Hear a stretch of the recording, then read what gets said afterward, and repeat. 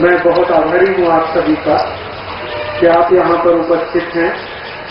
मुझे आपसे कुछ संवाद करने का, संभाषण करने का समय मिल रहा है। मैं आप सबसे इस बात के लिए क्षमा चाहता हूँ कि कन्नड़ भाषा में बात नहीं कर सकता। मैंने अभी कन्नड़ भाषा सीखना शुरू किया है, मुझे कन्नड़ समझ में आती है। थोड़े दिन के बाद जब भी मेरा कन्नड़ अभ्यास पूरा होगा तो मैं आपसे कन्नड़ में भी उपन्यास करूंगा, लेकिन तभी तक आप मुझे क्षमा करेंगे जब तक मेरा कन्नड़ अभ्यास पूरा नहीं हो पाता। मैं पिछले कई वर्षों से भारत राष्ट्र में एक आजादी बचाओ आंदोलन के कार्य में लगा हुआ हूँ। ये एक स्वदेशी चळवळ है जो पूरे भारत राष्ट्र में संचालित हो रही है। इसी चळवळ के पूरे भारत राष्ट्र में कुछ उपन्यास आयोजित होते हैं, कुछ कार्यक्रम आयोजित होते हैं। पिछली बार भी मैं एक बार आपके नगर में आया था और आपके साथ मैंने संवाद किया था। अभी फिर से मुझे आने का मौका मिला और आप सभी लोगों ने ये आयोजित किया, इसके लिए भी मैं आपका बहुत हृदय से आभारी हूँ। भारत राष्ट्र की परिस्थिति के बारे में आपसे मैं आज 2-3 गंभीर बातें कहना चाहता हूँ। अपने राष्ट्र की परिस्थिति क्या है, ये अभी थोड़े दिन पूर्व आपको 13 दिसंबर 2001 को जब भी हमारे पार्लियामेंट पर अटैक हुआ तो आपको उससे ज्ञान हुआ होगा, अंदाजा हुआ होगा। हमारे भारत राष्ट्र पर इस समय एक बहुत बड़ा पॉलिटिकल अटैक हो रहा है, राजनीतिक हमला हो रहा है। और वो राजनीतिक हमला टेररिज्म के नाम पर है, भयोत्पादन के नाम पर है और उसको पाकिस्तान नाम का राष्ट्र स्पॉन्सर कर रहा है। पाकिस्तानी टेररिज्म का जो हमला हमारे देश पर हो रहा है उसमें हमारे देश को काफी कुछ लॉस हो चुका है, काफी हानि हुई है। जिस तरह से 13 दिसंबर 2001 को पार्लियामेंट पर अटैक हुआ और पाकिस्तानी भयोत्पादक संगठनों जैसे लश्कर ए तैयबा और जैश ए मोहम्मद के भयोत्पादकों ने ये हमला किया, इसमें हमारे देश की सुरक्षा के काम में लगे हुए 10 से ज्यादा सुरक्षाकर्मी शहीद हो गए, उनका बलिदान हुआ।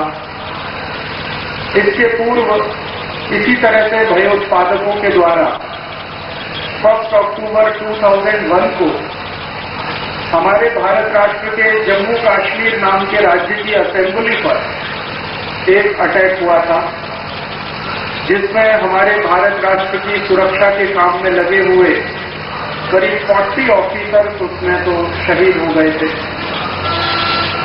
इसी तरह से एक भयोत्पादकों का हमला दिसंबर 2000 में हमारे देश पर हुआ था। हमारे भारत राष्ट्र का जो राजधानी है, जो कैपिटल सिटी है, वो दिल्ली है। दिल्ली में एक रेड फोर्ट है, लाल किला है, जहां से भारत के प्रधानमंत्री 15 अगस्त 1947 से लगातार कोई स्पीच करते हैं, उपन्यास करते हैं। उसी रेड फोर्ट पर दिसंबर 2000 में भयोत्पादकों ने एक हमला किया था और उसमें हमारे सुरक्षा कर्मियों का बलिदान हुआ था। पिछले 20 वर्षों से 1980 से लगातार हमारे देश पर भयोत्पादकों का इसी तरह से हमला हो रहा है और ये जितने भी भयोत्पादक संघ हैं, संगठन हैं, संस्था हैं, उनके बारे में अभी कंक्लूसिव एविडेंसेस सारे देश को मिल चुके हैं कि वो पाकिस्तानी है और पाकिस्तान गवर्नमेंट उनको स्पॉन्सर करता है। बहुत सारे लोगों के मन में ये प्रश्न होता है कि ये जो भयोत्पादन का काम पाकिस्तान कर रहा है, क्यों कर रहा है, क्या कारण है, पाकिस्तान का वेस्टेड इंटरेस्ट क्या है? तो उसका तो एक सीधा सा कारण है। 1947 में जब भी भारत राष्ट्र स्वतंत्र हुआ, उससे एक दिन पूर्व 14 अगस्त 1947 को पाकिस्तान विभाजित हुआ और आप जानते हैं कि पाकिस्तान का विभाजन कराने वाले जो लोग थे उनमें से एक मुस्लिम लीडर था जिसका नाम था मोहम्मद अली जिन्ना। उसने तो पाकिस्तान के डिवीजन की बात कही थी, भारत को बांटकर, भारत को विभाजित करके पाकिस्तान होना चाहिए, ये उसकी डिमांड थी। अंग्रेजों ने, ब्रिटिश गवर्नमेंट ने मोहम्मद अली जिन्ना को टोटल सपोर्ट किया। ब्रिटिश गवर्नमेंट का ये पॉलिसी था कि भारत राष्ट्र को स्वतंत्र होने के बाद छोटे छोटे टुकड़ों में 3 अगस्त 1947 को जब भारत स्वतंत्र हुआ तो हमारे भारत राष्ट्र में 565 स्टेट थे, 565 राज्य थे हमारे देश। आज तो भारत देश में 28 स्टेट्स हैं, लेकिन 15 अगस्त 1947 के दिवस भारत राष्ट्र में 565 राज्य थे। जैसे मैसूर एक राज्य था, भोपाल एक राज्य था, हैदराबाद एक राज्य था, जूनागढ़ एक राज्य था, ट्रावनकोर एक राज्य था, ऐसे 565 राज्य थे। अंग्रेजों का तो साजिश ऐसी थी, अंग्रेजों की पॉलिसी ये थी कि ये सभी जो स्टेट्स हैं, 565 स्टेट्स, ये सभी भारत से जब अलग हो जाएंगे, विभाजित हो जाएंगे, तो भारत राष्ट्र नहीं होगा। अंग्रेजों का तो ये बहुत बड़ा साजिश था, कॉन्स्पिरेसी उन्होंने किया। और अंग्रेजों ने इसी कॉन्स्पिरेसी को, इसी साजिश को तो पूरा करने के लिए सभी स्टेट के जो चीफ थे, जो राज्य के मुख्य थे, प्रमुख थे, उनको तो अधिकार ये दिया कि आप तो चाहे भारत से अलग अपना राष्ट्र बना सकते हैं, आप तो चाहे तो पाकिस्तान में भी जा सकते हैं। अंग्रेजों का उस समय वायसराय हमारे देश में था, उसका नाम था माउंटबेटन। माउंटबेटन ने बहुत सारे राज्यों के प्रमुख लोगों को ये कहा था कि आप तो अगर भारत राष्ट्र से अलग होंगे तो हम आपको सपोर्ट करेंगे। माउंटबेटन की इस बात को समझकर बहुत सारे राज्यों के जो प्रमुख थे, उन्होंने भारत राष्ट्र से पाकिस्तान में जाने का संकल्प लिया। जैसे हैदराबाद राज्य था, हैदराबाद राज्य का जो प्रमुख था वो निजाम था, और निजाम ने ये कहा कि हम तो पाकिस्तान में चले जाएंगे। इसी तरह से भोपाल राज्य था, भोपाल राज्य का एक प्रमुख था, उसने कहा कि हम भी तो पाकिस्तान में चले जाएंगे। इसी तरह से जूनागढ़ नाम का एक राज्य था गुजरात में, तो जूनागढ़ राज्य का जो प्रमुख था उसने भी कहा कि हम पाकिस्तान में चले जाएंगे। भोपाल नाम का राज्य, जूनागढ़, हैदराबाद, ट्रावनकोर, ऐसे तो बहुत सारे राज्यों में अंग्रेजों के सपोर्ट करने पर यह कहना शुरू कर दिया कि हम भारत से तो अलग हो जाएंगे, पाकिस्तान चले जाएंगे। जब भी अंग्रेजों की ये साजिश का पता, कॉन्स्पिरेसी का पता हमारे भारत राष्ट्र के एक बहुत महान व्यक्ति, बहुत महान नेता सरदार वल्लभ भाई पटेल को मालूम हुआ कि अंग्रेजों की ऐसी पॉलिसी है कि वो भारत राष्ट्र को खंड खंड विभाजित करना चाहते हैं, इंडिपेंडेंस के नाम पर भारत राष्ट्र को तोड़ देना चाहते हैं, और जो मोहम्मद अली जिन्ना जैसे लोग हैं उनको सपोर्ट करके भारत के बहुत सारे राज्यों को पाकिस्तान में भेजना चाहते हैं। तो सरदार वल्लभ भाई पटेल ने अंग्रेजों के उस पॉलिसी को काउंटर करने के लिए, अंग्रेजों के उस साजिश को नाकाम करने के लिए एक दूसरा काम किया। सरदार वल्लभ भाई पटेल ने भारत राष्ट्र के सभी राज्यों के जो चीफ थे उनके पास तो अपना मैसेंजर भेजा, अपना दूत भेजा। कई राज्यों के पास वो स्वयं गए और उन्होंने राज्यों के जो प्रमुख थे, जो चीफ थे, उनको कन्विंस करना शुरू किया कि आप अगर भारत में रहेंगे तो आपको क्या लाभ है, आप भारत से जब अलग होंगे तो आपको क्या हानि हो सकती है, और आप अगर भारत छोड़कर पाकिस्तान में जाएंगे तो भी आपको क्या हानि हो सकती है।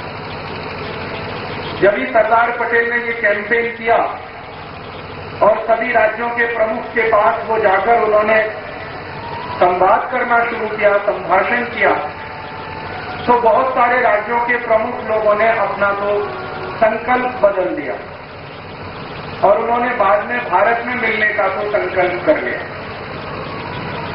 लेकिन हैदराबाद राज्य, भोपाल, जूनागढ़, त्रावणकोर, ये 4 राज्य ऐसे थे जो भारत में मिलने को तैयार नहीं थे। तो सरदार पटेल ने फिर वहां आर्मी भेजा और इंडियन आर्मी जब जूनागढ़ में गया और वहां के राज्य प्रमुख के साथ थोड़ा सा वॉर हुआ, थोड़ा सा झगड़ा हुआ, उसके बाद उसने सरेंडर कर दिया। इसी तरह से सरदार पटेल ने हैदराबाद में आर्मी भेजा, हैदराबाद के निजाम ने थोड़े दिन के बाद सरेंडर किया। फिर भोपाल में आर्मी भेजा तो भोपाल के प्रमुख ने सरेंडर कर दिया, त्रावणकोर में सरेंडर हुआ। इस तरह से तो धीरे धीरे कई सारे राज्यों ने भारत में मिलने का संकल्प कर लिया। एक राज्य ऐसा था जिसका नाम था जम्मू कश्मीर। वहां का जो प्रमुख था उसका नाम था राजा हरि सिंह। राजा हरि सिंह ने यह संकल्प लिया था कि मैं भारत राष्ट्र में नहीं जाऊंगा, मैं पाकिस्तान राष्ट्र में भी नहीं जाऊंगा, मैं एक अपना इंडिपेंडेंट नेशन बनाऊंगा, स्वतंत्र राष्ट्र बनाऊंगा। तो जम्मू कश्मीर को वो स्वतंत्र राष्ट्र बनाना चाहता था। और दूसरी तरफ जो पाकिस्तान नाम का राष्ट्र बन चुका था विभाजन के बाद, उसका जो प्रमुख था मोहम्मद अली जिन्ना, वो जम्मू कश्मीर को लेना चाहता था, टेक ओवर करना चाहता था। मोहम्मद अली जिन्ना का ये डिमांड था कि जम्मू कश्मीर तो हमें दे दो, लेकिन जम्मू कश्मीर का जो प्रमुख था उसने मना कर दिया। उसने कहा कि हम नहीं आपको आने वाले हैं, हम तो पाकिस्तान में नहीं शामिल होंगे। दूसरा, जम्मू कश्मीर की जो प्रजा थी, जो वहां के नागरिक थे, उन्होंने भी कहा कि हम तो भी नहीं आ सकते आपके यहाँ। तो जम्मू कश्मीर की प्रजा पाकिस्तान में नहीं जाना चाहती थी, जम्मू कश्मीर के नागरिक पाकिस्तान में नहीं जाना चाहते थे। जम्मू कश्मीर का जो राजा था वो भी पाकिस्तान में नहीं जाना चाहता था। तो भारत राष्ट्र के गृह मंत्री सरदार वल्लभ भाई पटेल ने ये कहा कि जब भी वहां के नागरिक पाकिस्तान में नहीं जाना चाहते और जब भी वहां के नागरिक के साथ साथ वहां का जो राजा है, जो प्रमुख है, वो भी पाकिस्तान में नहीं जाना चाहता, तो मोहम्मद अली जिन्ना को अपना तो ये छोड़ देना चाहिए संकल्प कि जम्मू कश्मीर हमें दे दो। मोहम्मद अली जिन्ना ने जब भी पाकिस्तान का डिमांड किया था तो जम्मू कश्मीर उसका फर्स्ट प्रायोरिटी था और ब्रिटिश गवर्नमेंट भी ऐसा चाहता था कि जम्मू कश्मीर पाकिस्तान को मिल जाए। लेकिन सरदार पटेल ने जब भी वहां के राजा के साथ और वहां की नागरिकों के साथ संवाद स्थापित किया तो पता चला कि राजा और वहां के नागरिक दोनों नहीं जाना चाहते पाकिस्तान। तभी सरदार पटेल ने वहां के राजा को बोला कि तभी आप अगर पाकिस्तान नहीं जाना चाहते तो आप भारत में मर्ज कर लो। तो उसने कहा कि हम भारत में अभी मर्ज नहीं करना चाहते, हम तो स्वतंत्र राष्ट्र बनाना चाहते हैं। सरदार पटेल ने उसको वार्निंग दिया कि अगर आप अपना स्वतंत्र राष्ट्र बनाएंगे तो एक तरफ पाकिस्तान है, दूसरी तरफ भारत है। या तो पाकिस्तान आपको टेक ओवर कर लेगा या हम टेक ओवर कर लेंगे। और आपकी आर्मी तो इतनी पावरफुल नहीं है कि आप तो वॉर कर सके। लेकिन फिर भी वो राजा जो था उसके समझ में नहीं आया, उसको ये कन्विंसिंग नहीं लगा और उसने तो यही कहा कि हम तो स्वतंत्र राष्ट्र बनाएंगे। तभी एक दिन मोहम्मद अली जिन्ना को ऐसा लगा कि हम तो जम्मू कश्मीर पर अटैक कर सकते हैं और जम्मू कश्मीर को अटैक करके तो हम इसको टेक ओवर कर सकते हैं। तो 20 अक्टूबर 1947 को पाकिस्तानी आर्मी ने जम्मू कश्मीर को अटैक किया और 20 अक्टूबर 1947 के तारीख तक, उस दिन तक जम्मू कश्मीर भारत राष्ट्र का अंग नहीं था जब भी पाकिस्तान ने उसको अटैक किया। पाकिस्तान की पॉलिसी ये थी कि हम अटैक करके तो इसको जब भी टेक ओवर कर लेंगे तो ये हमारे पास आने वाला है। अभी 20 अक्टूबर 1947 से 23 अक्टूबर 1947 तक काफी तो युद्ध हुआ जम्मू कश्मीर आर्मी और पाकिस्तानी आर्मी। उसके बाद 24 अक्टूबर 1947 को with in 4 days Jammu Kashmir army ने पाकिस्तान के सामने तो सरेंडर कर दिया और राजा हरि सिंह को तो परेशानी हो गई। उसका एक प्राइम मिनिस्टर था, उसने अपने प्राइम मिनिस्टर को कहा कि अभी हमें क्या करना चाहिए। तो प्राइम मिनिस्टर ने उसको कहा कि हमारी आर्मी तो पाकिस्तान से फाइट नहीं कर सकती, हमें तो भारत राष्ट्र से मदद लेनी चाहिए, हेल्प मांगनी चाहिए। तो मोहम्मद अली जिन्ना ने अपने तो प्राइम मिनिस्टर को भारत सरकार के पास भेजा। सरदार वल्लभ भाई पटेल को जम्मू कश्मीर का प्राइम मिनिस्टर को भेंट करने के लिए आया दिल्ली में और उसने सरदार पटेल को रिक्वेस्ट किया, निवेदन किया कि हमारे राष्ट्र पर तो पाकिस्तान का अटैक हुआ है, आप हमारी मदद करिए, हेल्प करिए। सरदार पटेल ने तो उसको मना कर दिया। सरदार पटेल ने कहा कि हम आपकी कोई हेल्प नहीं कर सकते, हम आपकी कोई मदद नहीं कर सकते। क्यों? इसलिए नहीं कर सकते कि आपका तो राष्ट्र हमारे देश में नहीं है, आप तो एक स्वतंत्र राष्ट्र के प्राइम मिनिस्टर हैं, आपको तो हम मदद नहीं कर सकते। अगर जम्मू कश्मीर भारत राष्ट्र का अंग होगा तो हम जम्मू कश्मीर को हेल्प कर सकते हैं। इस कंडीशन में तो आप अगर हैं तो हम आपको हेल्प करेंगे, अदरवाइज आप अगर एक इंडिपेंडेंट नेशन है तो हम अपना आर्मी तो आपको नहीं दे सकते। तो जम्मू कश्मीर का जो प्राइम मिनिस्टर था उसको तो बहुत प्रॉब्लम हो गई। उसने अपने राजा को कांटेक्ट किया और बोला कि सरदार पटेल ने तो मना कर दिया हेल्प करने से, मदद करने से। तो फिर जम्मू कश्मीर के राजा ने सरदार पटेल को पूछा कि अभी क्या करना है, आप कंडीशन बताइए। तो सरदार पटेल ने कहा कि इंडियन आर्मी तो तभी जम्मू कश्मीर में आ सकती है जब ही जम्मू कश्मीर भारत राष्ट्र में शामिल होगा, मर्ज करेगा और भारत राष्ट्र का अंग होगा, तभी हमारी आर्मी तो आ सकती है। तो राजा हरि सिंह ने सरदार पटेल को कहा कि ठीक है, हम मर्ज करने के लिए तैयार हैं, आप एग्रीमेंट फाइनल करिए। सरदार पटेल ने एग्रीमेंट पेपर तैयार किए और 26 अक्टूबर 1947 को जम्मू कश्मीर राज्य भारत राष्ट्र का अंग हो गया। 26 अक्टूबर 1947 को जम्मू कश्मीर के राजा हरि सिंह ने भारत सरकार के साथ एग्रीमेंट साइन कर लिया और जम्मू कश्मीर भारत राष्ट्र का अंग हो गया, एक स्टेट बन गया। जैसे कर्नाटक स्टेट, महाराष्ट्र स्टेट, ऐसे उत्तर प्रदेश में से जम्मू कश्मीर एक स्टेट हो गया। जब ही जम्मू कश्मीर भारत राष्ट्र का अंग हो गया, स्टेट हो गया, राज्य हो गया, तभी सरदार पटेल ने अपने आर्मी को ऑर्डर किया कि अभी जम्मू कश्मीर की सुरक्षा करना हमारा कर्तव्य है, हमारी ड्यूटी है, क्योंकि ये हमारे राष्ट्र का तो अंग है। तो इंडियन आर्मी तो जम्मू कश्मीर में पहुंच गई और भारतीय सेना 27 अक्टूबर 1947 को कश्मीर में जब ही पहुंच गई तो पाकिस्तानी आर्मी ने वहां से विड्रॉ करना तो शुरू किया। फिर भारतीय सेना ने पाकिस्तानी सेना के साथ युद्ध किया और वो युद्ध काफी दिनों तक होता रहा। 27 अक्टूबर 1947 से जनवरी 1948 तक 3 मंथ तो लगातार युद्ध हुआ, वॉर हुआ।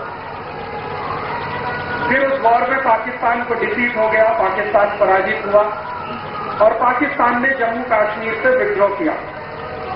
लेकिन विड्रॉ करते करते करते करते एक छोटा सा एरिया था जिसको गिलगित कहते हैं, गिलगित। एक दूसरा छोटा सा एरिया कश्मीर में उसको स्कार्दू कहते हैं, स्कार्दू। और एक छोटा सा थर्ड एरिया उसको हुंजा कहते हैं। तो गिलगित, स्कार्दू और हुंजा ये 3 एरिया जो थे वो पाकिस्तानी आर्मी के कंट्रोल में तो रह गए और बाकी पूरा जो कश्मीर था, 2/3 कश्मीर तो भारतीय सेना के पास आ गया। तभी उस समय पाकिस्तानी गवर्नमेंट ने भारत सरकार को कहा कि अब हम आपसे सीज फायर करना चाहते, शांति विराम करना चाहते, युद्ध विराम करना चाहते।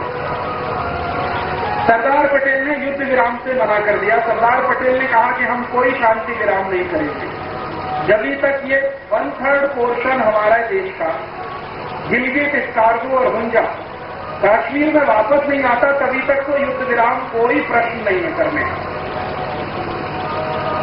फिर पाकिस्तान ने क्या किया, भारत देश के प्रधानमंत्री पंडित जवाहरलाल नेहरू को अप्रोच किया।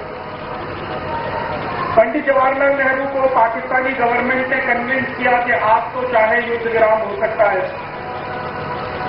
पंडित नेहरू कश्मीर के रहने वाले थे, उनके मन में थोड़ा सा कश्मीर को लेकर नॉस्टैल्जिया बहुत था।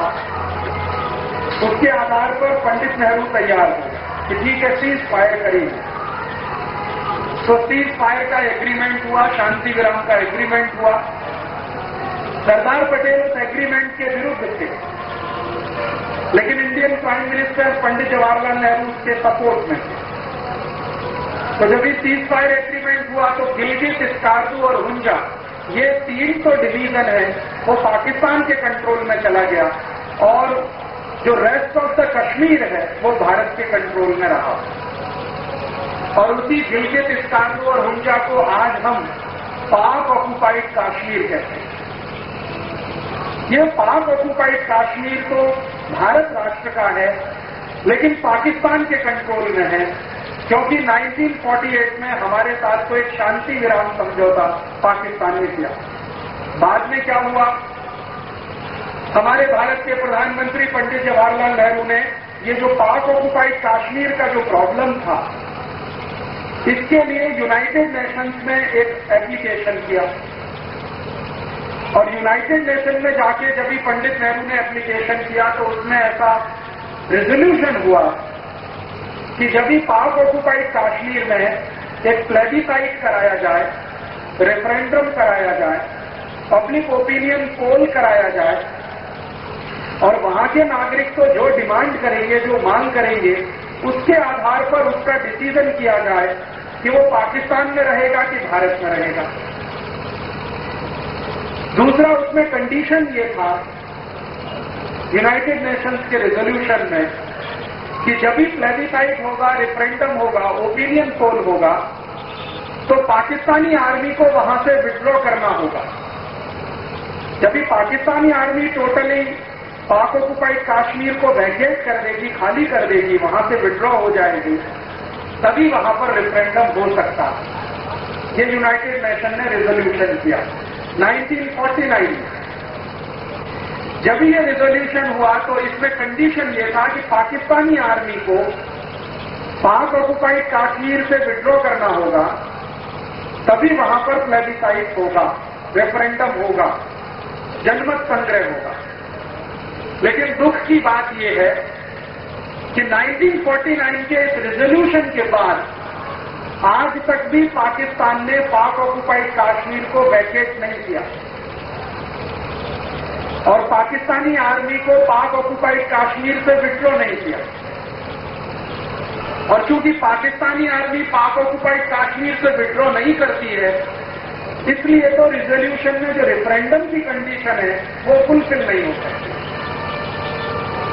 तो वहां पर प्रॉब्लम जो हो गई, जो झगड़ा हो गया, वो इस बात का कि पाक ऑक्युपाइड कश्मीर में रेफरेंडम कराना है, पाकिस्तानी आर्मी से वैकेट कराना है, लेकिन पाकिस्तानी आर्मी उसको वैकेट नहीं करती है, पाकिस्तान गवर्नमेंट अपने आर्मी को वहां से विड्रॉ नहीं करती है, तो रेफरेंडम नहीं होता है, तो प्लेबिसाइट नहीं होता है, तो वो झगड़ा तो आज तक तो चला आता है। बाद में क्या हुआ, जब भी पाकिस्तानी आर्मी ने पाक ऑक्युपाइड कश्मीर से विड्रॉ नहीं किया, तो सेकेंड टाइम फिर पाकिस्तानी आर्मी ने कश्मीर पर अटैक किया। और सेकेंड टाइम पाकिस्तानी आर्मी ने जब कश्मीर पर अटैक किया तो 1965 में किया, सितंबर 1965। और उसी समय भारत राष्ट्र में जो प्रधानमंत्री थे वो थे श्री लाल बहादुर शास्त्री। उन्होंने पाकिस्तानी अटैक का तो पूरी तरह से जवाब देने के लिए, कठोर जवाब देने के लिए इंडियन आर्मी के ऑफिसर्स को कहा कि आपको फ्री हैंड है, आपको जो करना है कर सकते हैं। पाकिस्तान को मारना है, पीटना है, जो करना है आप करिए, आपको फ्री हैंड। तो इंडियन आर्मी को जब भी फ्री हैंड हुआ, भारतीय सेना को स्वतंत्र रूप से काम करने का जब रास्ता मिला, तो भारतीय सेना ने पाकिस्तान को बुरी तरह से पराजित किया और पाकिस्तान का जो लाहौर था वो जीत लिया। भारतीय सेना टेक ओवर कर लिया लाहौर। इंडियन आर्मी ने तो लाहौर में जाकर तिरंगा झंडा लगा दिया 1965। जब ये लाहौर तो हमारे कंट्रोल में आ गया तो पाकिस्तानी गवर्नमेंट को तो हालत खराब हुआ। फिर उन्होंने अमेरिका को अप्रोच किया, पाकिस्तान की सरकार ने, और अमेरिका को जाकर बोला कि हमारा तो लाहौर हमें वापस दे दो, भारत को कहो कि लाहौर वापस दे दो। तो जो अमेरिकन प्रेसिडेंट थे उन्होंने कहा कि शास्त्री जी मेरी बात नहीं मानते, क्योंकि शास्त्री जी एंटी अमेरिका थे, और वो चूंकि एंटी अमेरिका थे तो अमेरिकन गवर्नमेंट कुछ भी बोले शास्त्री जी उसको मानते ही नहीं थे, सुनते नहीं थे। और शास्त्री जी एंटी अमेरिका तो कितने अधिक थे उसका तो एक प्रमाण मैं आपको देता हूं।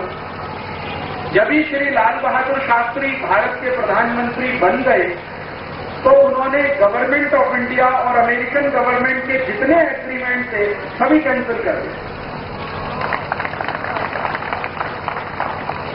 श्री लाल बहादुर शास्त्री के पूर्व में जो सरकार थी हमारे देश में, वो सरकार ने अमेरिकन सरकार के साथ जितने भी बायलैटरल एग्रीमेंट किए थे वो सभी शास्त्री जी ने कैंसिल किए और उन्होंने कहा कि हमें अमेरिका से कोई एग्रीमेंट नहीं करना। उन्होंने जो एग्रीमेंट एक कैंसिल किया था वो ये था कि अमेरिका से भारत को वीट आता था, हम गेहूं लेते थे, हमने वीट इंपोर्ट होता था हमारे देश में। लाल रंग का अमेरिकन गेहूं आता था, रेड कलर का होता था, वर्स्ट क्वालिटी का होता था, वो तो अमेरिका हमको बेचता। शास्त्री जी ने अमेरिकन वीट इंपोर्ट करना बंद कर दिया, टोटली स्टॉप कर। उसी समय हमारे देश में थोड़ा अकाल पड़ गया, ड्राउट हुआ, तो प्रोडक्शन हमारे देश में वीट का कम हो गया। तो गवर्नमेंट ऑफ इंडिया को बहुत सारे लोगों ने एडवाइस किया और शास्त्री जी को कहा कि आप फिर से वीट इंपोर्ट करिए अमेरिका से। तो शास्त्री जी ने कहा वो नहीं करेंगे, अमेरिका से वीट इंपोर्ट करने से अच्छा तो हम भूखे रहेंगे, व्रत करेंगे, लेकिन अमेरिकन वीट नहीं खाएंगे। और आप जानते हैं कि जब भी हमारे देश में बहुत क्राइसिस था वीट का, पूरे देश में अकाल हो गया था, ड्राउट था, तो श्री लाल बहादुर शास्त्री ने भारत के नागरिकों को अपील किया कि आप सप्ताह में एक दिन व्रत रखना तो शुरू कर दीजिए। और भारत के करोड़ों नागरिकों ने सोमवार को व्रत रखना शुरू कर दिया। अमेरिकन वीट नहीं खाया, व्रत में हम रहे, भोजन कम खाएंगे, लेकिन अमेरिका से कोई हम संबंध नहीं बनाएंगे, कोई रिलेशन हमारा नहीं। तो ये शास्त्री जी का बहुत टफ डिसीजन था अगेंस्ट अमेरिका। शास्त्री जी का कहना था कि अमेरिका भारत का मित्र नहीं, ये पाकिस्तान का मित्र है, ब्रिटेन भी भारत का मित्र नहीं है। शास्त्री जी इसको भी कहते थे। वो कहते थे कि अमेरिका, ब्रिटेन, कनाडा, ये जितने भी यूरोपियन और अमेरिकन कंट्रीज हैं, ये सभी पाकिस्तान के मित्र हैं, भारत के मित्र नहीं। तो इस कारण से तो वो मानते थे कि इन देशों से तो भारत को संबंध नहीं रखना चाहिए। तो जब भी पाकिस्तान अमेरिका के पास गया, अप्रोच किया पाकिस्तान ने कि हमारा लाहौर तो हमको वापस मिलना चाहिए, तो अमेरिकन गवर्नमेंट ने कहा कि हम तो ये नहीं करा सकते। तो पाकिस्तानी प्रेसिडेंट ने अमेरिकन प्रेसिडेंट को पूछा तो आप कोई दूसरा रास्ता बताइए। तो अमेरिकन प्रेसिडेंट ने पाकिस्तानी प्रेसिडेंट को ये एडवाइस किया कि अगर आपको कुछ करना चाहते हैं तो जो रशियन प्रेसिडेंट है उसको तो अप्रोच करें, क्योंकि शास्त्री जी की रूस के साथ दोस्ती, सोवियत संघ से थोड़ी दोस्ती। अमेरिकन प्रेसिडेंट ने पाकिस्तानी प्रेसिडेंट को यह बोल दिया था कि अगर रशियन प्रेसिडेंट कहेंगे शास्त्री जी को तो शास्त्री जी सुन सकते